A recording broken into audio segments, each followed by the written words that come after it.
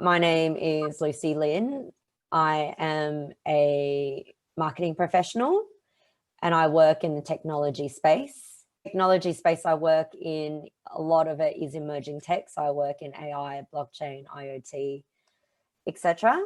I've lived in 5 countries and I've been to 47 countries, visited around the world. Unfortunately, the border's closed at the moment and I cannot go anywhere else at the moment, but when they do open, I'd love to continue exploring the world.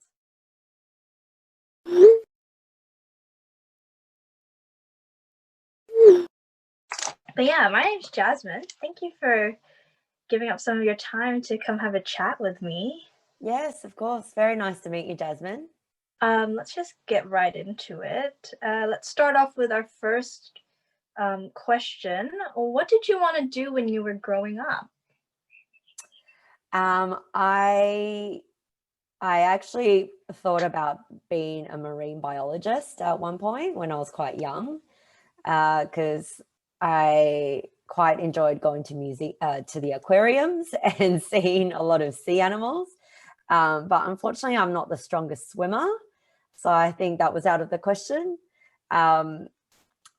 Also, when I was younger, I did spend a lot of my time wearing braces because I had terrible, terrible teeth, very uneven teeth. So at some point I thought about becoming an orthodontist. Oh, yeah. Because I sat so long in dentist chairs.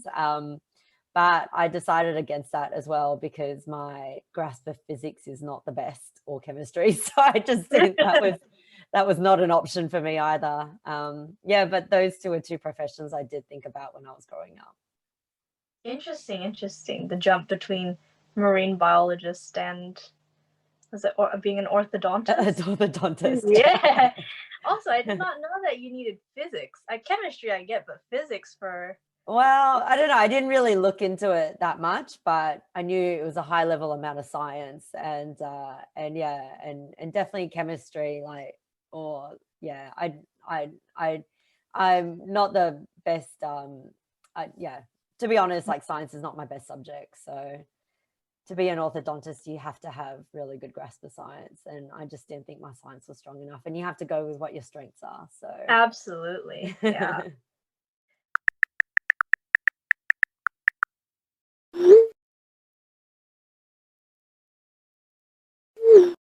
So, what and where did you study eventually after you moved on from those 2 childhood dreams?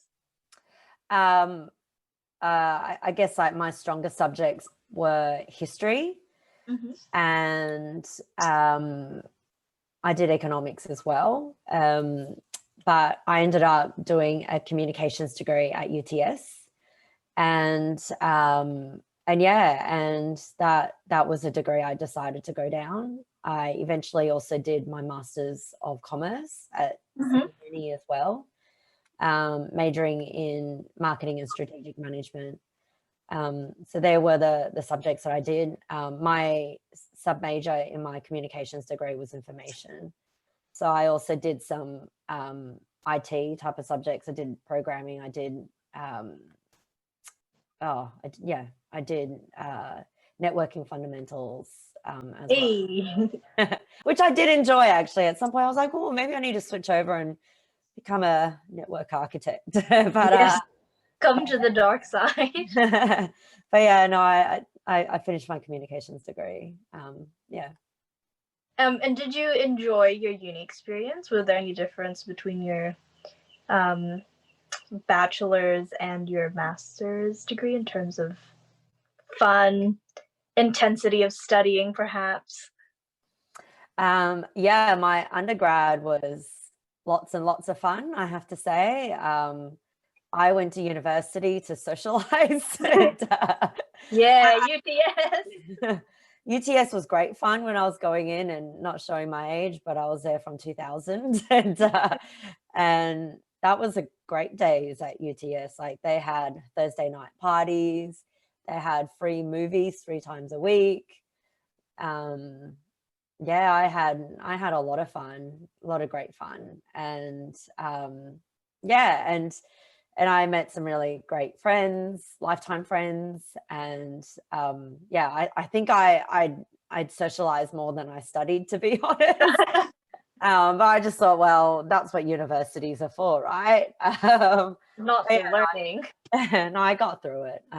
It was fine. And yeah, but you know, I had a fantastic time. When I did my master's, I actually did it part-time. So I actually worked full-time, and I went after work, which I have to say, after 3 years of part-time masters is probably one of my best achievements, because like it was 3 very long years. When you work full-time and you study part-time, it's very, very hard. Like you go to classes 2 times a week, and then you do group work on the weekends, you study on the weekends, you do assignments on the weekends, you have no life. And yeah, so I guess my extreme opposites was I hardly studied during my undergrad, and I I was full on during my my postgrad and my full-time work. So yeah, I did both ends of the spectrum, but you know, I'm glad that I had both experiences.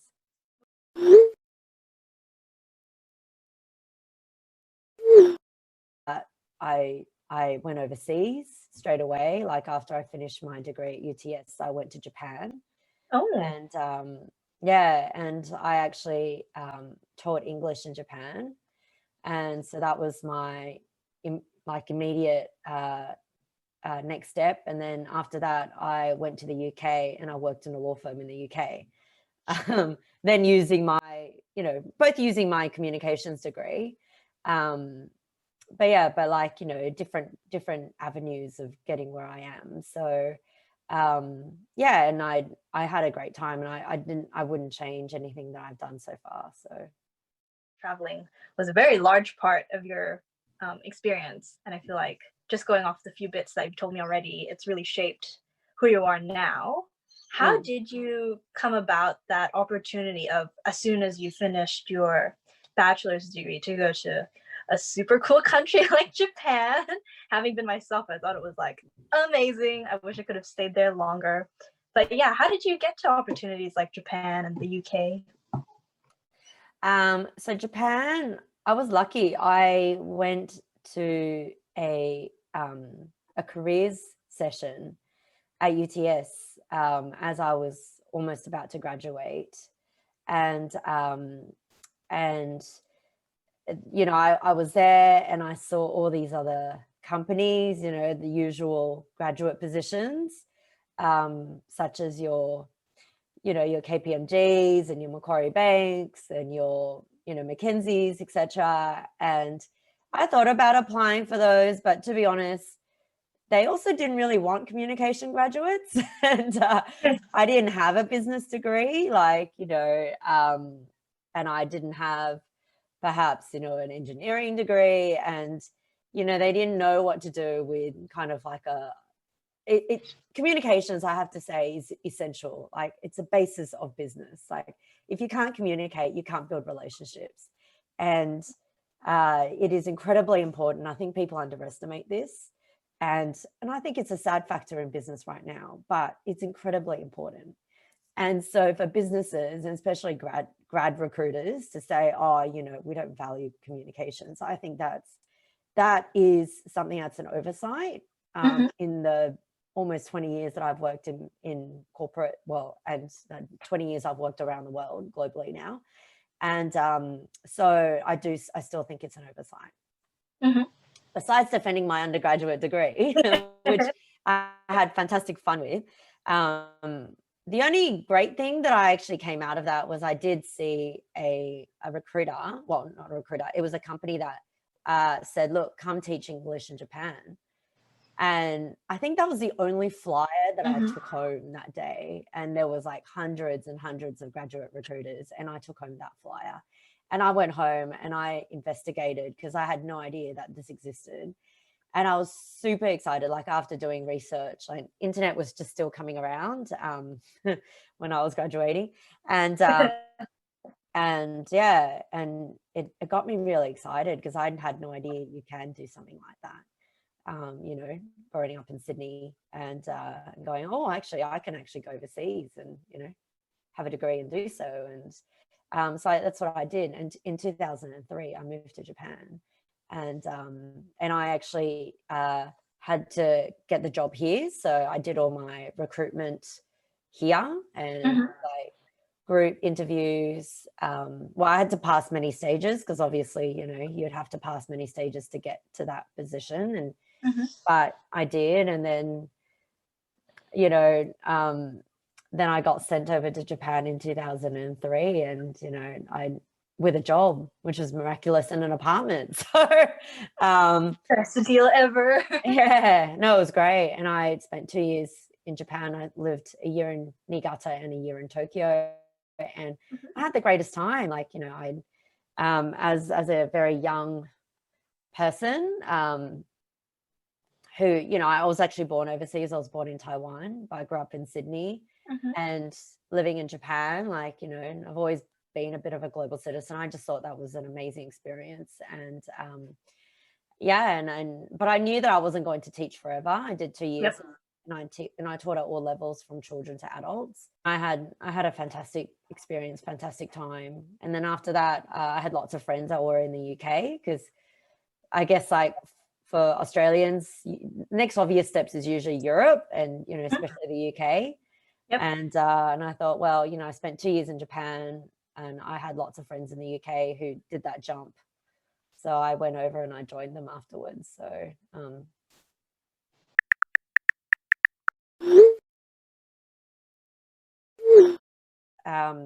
I found it difficult because I was living at home, and when I moved to Japan, I didn't even know how to do my laundry for the first time. Oh no. And I actually had to call my mother, and I had to, you know, I had to, like, at the time, like, internet was still happening, but, you know, you didn't have easily access to mobile phones. You could just take a picture, and then, you know, I had to, like, physically tell her. I was like, oh, what kind of knobs do I need to turn? And, you know, everything's in Japanese. I can't read this. And, you know, all these things. I found it hard. Like, I was a 21-year-old living in Niigata by myself. And I lived, like, not only by myself, I had my own apartment. And like, you know, you had to be a grown-up, basically, in a country when you can't even speak the language. Exactly, yeah. And that was hard. Like, it was hard, and I felt quite lonely at times. Like, you know, I found winter really hard, because winter in Japan was our summer, and, you know, and summer is like, in Sydney has always been amazing. Like, you know, you go to the sunshine, beaches. Yeah, you go to the beach, and you hang out with your friends. It's also my birthday, and then you have, you know, Christmas, you have your New Year's. So those things I really miss, like, you know, and finding a friend network, like, you know, but I found my first, like, you know, because it was formative years. Like, I was 21, and I lived by myself. It made me highly capable after, you know, that experience. Not only can I survive living by myself in a foreign country and not even knowing the language, and I ended up, like, you know, going to Japanese school every week. I'd pay for lessons. By the end of my 2 years there, I actually did the 4th level Japanese proficiency exam. I got like 80%. So my Japanese had improved a lot then. But it was hard. Like, it was hard because, again, like, you know, I couldn't even ask for a haircut that I wanted, because I didn't know how to say, you know, cut my hair this way. Like, it was hard. Like, it was really hard. Yeah, I'd imagine so. Couldn't cook, couldn't read anything, you know. But, you know, again, like, it made me really grow up. I think I grew up really, really fast, because I had to really rely on myself, and I had the best time. I wouldn't change anything for the world, because I think I myself became a better adult as a result.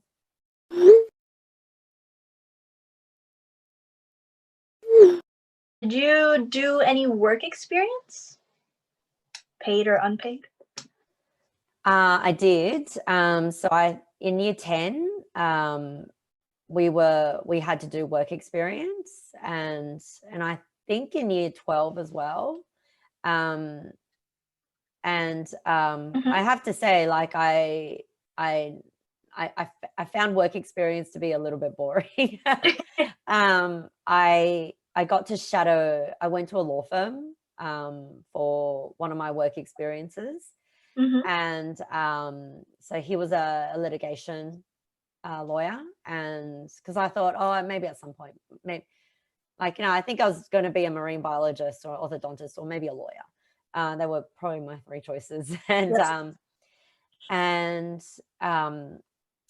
yeah, I think in year 10 I did a kind of like a 1 week work experience with a lawyer, and I actually went to court and I sat in court, but I didn't think it was all that exciting. Like yeah, I mean, I think the cases we were at didn't really float my fancy, to be honest. And I think I moved a little bit away from law because I was just like, oh, is this what they do? It's not that exciting. At least you know. Yeah. And I think that was probably one good thing about, you know, work experience, is that I did go to court and I did see some of the things that the lawyers were doing. And I was just like, oh, maybe this isn't what I want. Having said that, I did work in a law firm in the UK for 2 years as well. And that gave me further confirmation that, no, I didn't want to be a lawyer. So, can never be too sure. Yeah. Well, you know, I just think 1 week wasn't long enough. I had to do 2 years in a law firm to find that out as well. Had to confirm. Yeah. And, you know, I'm glad I did that because, you know, you have to, as your career choices, you kind of need to understand and know what you want to do. Yeah. And yeah, and so I'm glad that I did that. But you know, I don't want to be a lawyer. I still don't want to be a lawyer, and I don't think I'll ever want to be a lawyer. But it was good in that sense, like to kind of try things that you go, okay, so is this what I want to do? Perhaps like this isn't what I want to do.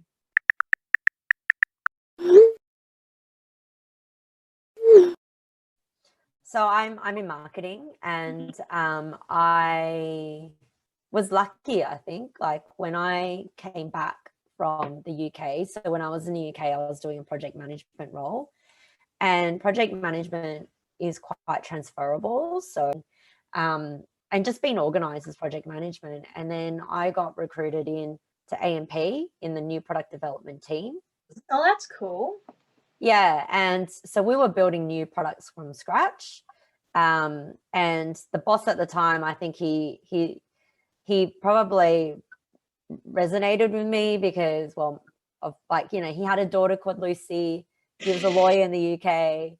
He knew I worked at Linklaters, and yeah, and I think he just hired me because plus like I, you know, I was organized. I could, I've got very strong communication skills, and he was looking for more of a junior member to come into the new product team and help out, like, you know, with lots of different projects. And then in the end, because I was there for 4 years, my role evolved to be product marketing, because of all the skills that I had and then the skills that they needed. And when we were building new products, like they needed someone to help identify who the audience were, what were the messaging we needed to go out to market, what kind of things, you know, where were we supposed to be. I was then working with the sales teams, the product teams, the IT teams, and then taking our 2 new financial services product out to market. And so that's what I did. And like I said, I spent 4 years at AMP, and these two products are still in circulation. So I'm very proud of that because, you know, they had kind of like a startup incubator within AMP, and they were like one of the first big businesses in Australia to kind of recognize they needed to do that. It was actually very exciting, and yeah, and I think serendipity falls into a lot of my experiences, luck as well, right timing, I think. Too. And plus, like, you know, obviously you have to have skills and your background and your experience too. Could you tell us more about what you do now and how it's different from the projects that you were just talking about? So I guess product marketing, well, from there I've done, you know, I've worked at other organizations. I've worked at American Express and worked at you know, Qantas as well, and Here Technologies, and but also other insurance firms, etc. And I've worked in a variety of different roles, from acquisitions to loyalty, digital partnerships, community, and all of that, is marketing. Marketing is very wide. There's so many different parts of marketing and communications, that people just don't recognize. They just think, oh, maybe perhaps it's like brand, or if it's just graphics or logos or pretty pictures. It's not. It's very strategic. It's how you get your business revenue. My career has been to really work on all the various aspects of marketing. And 3 years ago, I started my own business. And so Forestlin is my own business. And I really focus and specialize on emerging technologies. So moving on, and I've worked in a variety of different industries. And I'm really interested in the emerging tech industry. And I find that in emerging tech is when people find it hardest to communicate, because they speak a lot in like technical jargon and, engineer talk, right, Jasmine? I hope you don't talk in engineer talk, but there's a lot of engineers who do talk in engineer talk and jargon talk. And so that's one of the things that I help businesses, startups, innovation teams, entrepreneurs, is to help, decode all that jargon and to communicate better. And so people will understand what their products and their services are. So that is my bread and butter. And at the same time, like, not only help them communicate better, but also help them to grow and scale and use marketing to find their audiences, to go out to the right relevant markets, and to really get the traction and to get the revenues that they need for their products and their business. Do you feel as your role kind of like being the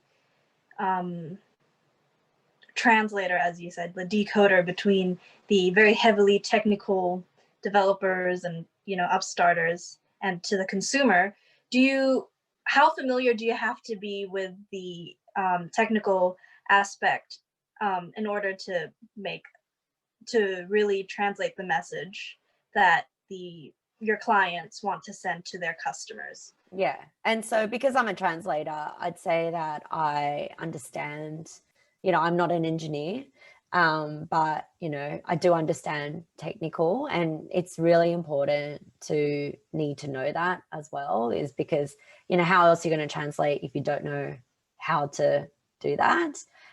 So in the sense is that, I am the bridge between the two, and to make sure that people understand each other. And to understand technical is important, because how else are you going to really get that message out and really communicate, is to also understand what it means. But like, I prod the teams and get them to explain it to me so I understand it. And so it's good, because a lot of people, that's what you need though, right? Otherwise people would just speak the way they speak. But if you have a third party to kind of go, okay, so does this mean what it means? Then that also makes a difference too. So it is important. And like I said, I did programming at university in my undergrad and networking. And so in that sense, I understand enough to need to do my job very, very well.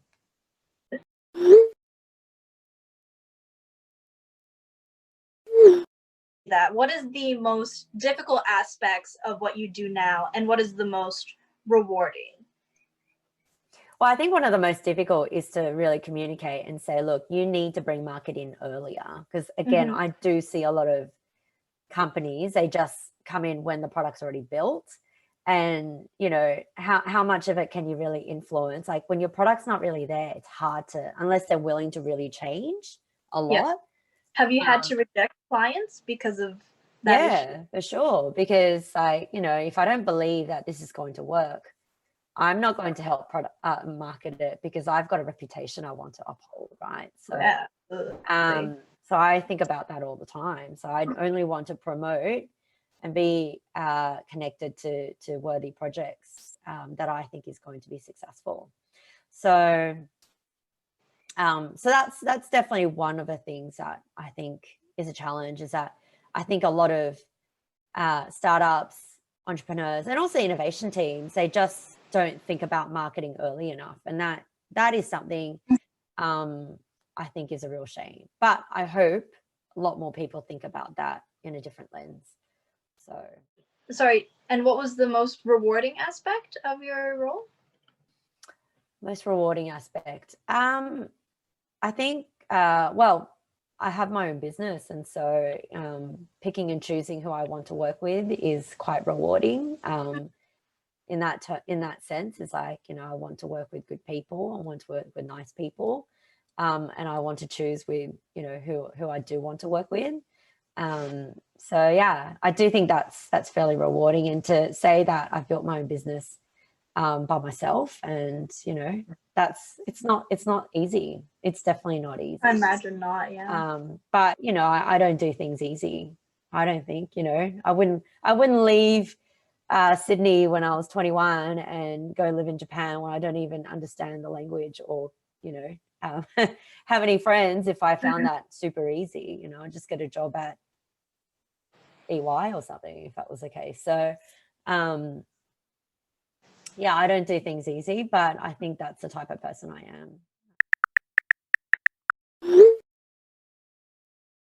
What challenges did you face in setting up your own business? Obviously, it's very successful now, but I've heard a lot of business owners when they're in their first 2 years, it's a lot of doubt and lots of missteps could happen. How did you deal with that? It's constant, like, you know, because you have to drive this yourself. Challenges has been COVID this year. COVID has been really tricky, I think, but COVID has been tough for everybody, not just myself. It depends on where you are. Like it's a marketing consultancy, so consultants have been affected, as has marketing professionals during COVID, because any single economic downturn, marketing is always affected. You know, I've worked in corporations long enough to know marketing teams are always the first to be let go. Oh no. 100%. That's just, you know, they don't have the foresight. Businesses don't have the foresight to think, well, you know, if you're in an economic downturn, this is the time that you actually ramp up, not ramp down. And yeah, another educational thing that I wish that people understand better, because they don't understand that. Because and yeah, and so challenges have been COVID this year. Yeah. Massive challenge. But that's not just on top of your usual business ownership struggles. It's an external, huge global pandemic. So It affects everyone. Affected everybody. It's affected the entire industries. It's brought, you know, economic recessions, and, you know, all these things have been very tough. It's been very, very tough. But on a personal scale, what were the challenges that you faced and how did you overcome them? Well, during a pandemic, you know, a lot of the clients, they would go because they had to hold their money and save their reserves. You know, they were letting go of their own staff, not just the consultants that was also assisting them. So a lot of companies did, like, you know, a lot of clients had to hold for a bit, and they've come back now. But you know, it's challenging because everyone's just holding on to cash flow quite a bit, and that's what happens during economic downturns. And how you have to get back from that, well, you hope that the economy will improve, and you hope your clients' businesses will also improve, because you know, that's important. And you know, you just have to try and ride it out more than anything. You have to be resilient. You have to be extremely flexible, and do what you have to do to kind of, like, you know, continue the business. So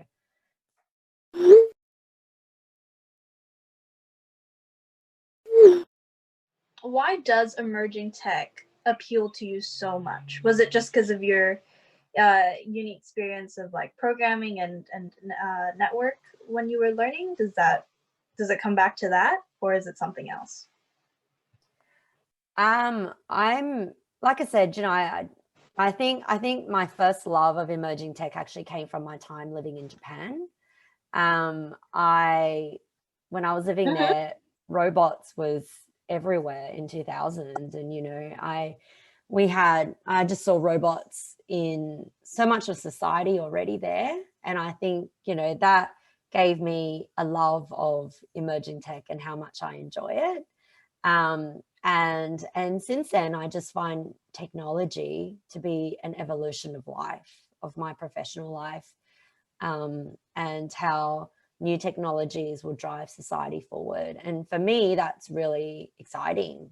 So when I talk about emerging tech, it's just the latest type of new technology that's coming out at the moment. It's AI, it's blockchain, you know, it's IoT,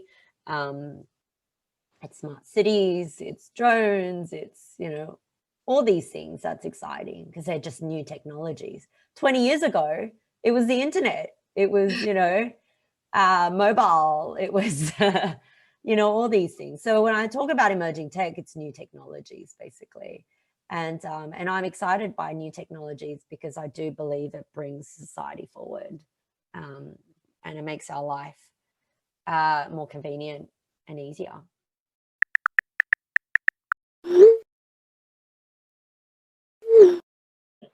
Probably just one last question for you. Let me test out your skills as a communications major. Sure. Blockchain is very much a new thing, and I feel like the majority of people don't really know what it is. Could you explain the concept to me as if I was a consumer that was interested in blockchain? Could you explain it to me in layman's terms and why I should care about it? Okay. So if you think about blockchain, they're packets of information, right? And if you think about how information is stored right now, I think a lot of information is stored, say, in a house somewhere. Mm-hmm. So it's all in the one spot. So it's all stored in the one spot. But what blockchain is, it's decentralized, meaning that you can store it in, say, a town. So you can spread it across various houses. And so it's safer because it's stored in various places, not just in one house. So if I'm breaking into your one house and I am, you know, stealing all your stuff, that's everything. But if I'm storing it in various places, it's going to be a lot harder for you to hack every single place, mm-hmm. and for you to steal all of my information. So that's what decentralization is. And I do think it's also, as a result, it's safer, it's more secure because it is decentralized and stored in various places. And because everything is recorded, it's immutable. You actually can't change the recording of all this information. It's also more secure in that sense as well. Yeah, and it's also transparent because everybody needs to see where everything is stored. So you can always find all this information everywhere. That's probably the easiest way I can explain blockchain to people. Hopefully. So is it more of a security? The benefit is like security? Definitely one of the benefits is security and transparency and immutability. Excellent. That's pretty good for something on the spot. Yeah, that's so cool. Great. Well, I understand you have to run now. Thank you so much for letting me talk to you about this.